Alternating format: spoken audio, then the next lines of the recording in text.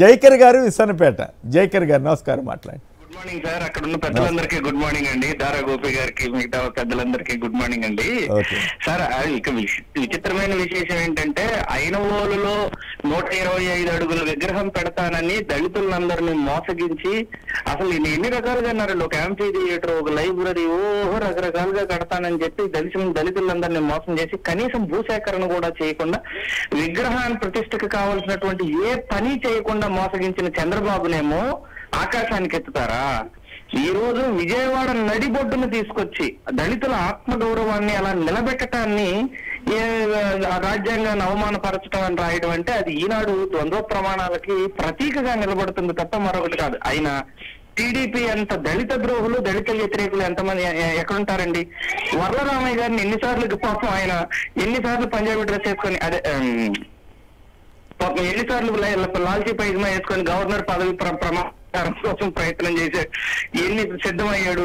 మోత్కుపల్లి నరసింహులు గారి పరిస్థితి ఏంటి? ఆయన ఎన్నిసార్లు గవర్నర్ చేశారు, ఎన్నిసార్లు ఎంపీని చేశారు, అవన్నీ తెలీదా? తెలుగుదేశం హయాంలో దళితులకు జరిగినటువంటి తీవ్రమైనటువంటి అవమానాలు, వాళ్ళ పార్టీ నేతలకే అవమానాలు జరిగినాయి.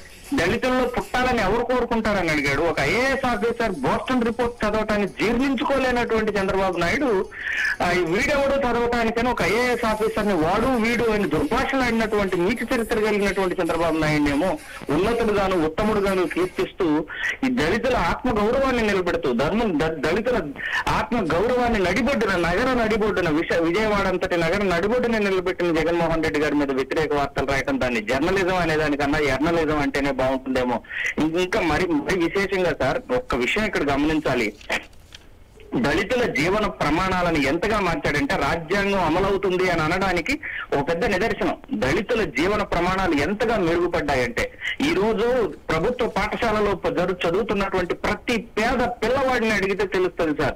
వాడు తింటున్నటువంటి నాణ్యమైనటువంటి గోరుముద్ద దగ్గర నుంచి వాడు చదువుకుంటున్నటువంటి ఉత్తమమైనటువంటి ఐబీ సిలబస్ వరకు కూడా దేన్ని అడిగినా గానీ దళితుల పట్ల చంద్రబాబు నాయుడుకి, జగన్మోహన్ రెడ్డి గారికి ఉన్నటువంటి ప్రేమలో వ్యత్యాసాన్ని అవలేలుగా చెప్పగలుగుతారు సార్. నాడు నేడు వెళ్ళి ఒక్కసారి చూడాలి సార్. ఒక్కసారి జగన్మోహన్ రెడ్డి గారు ఏం చేస్తున్నారు అనేది చూడగలగాలి సార్. ఒక్కసారి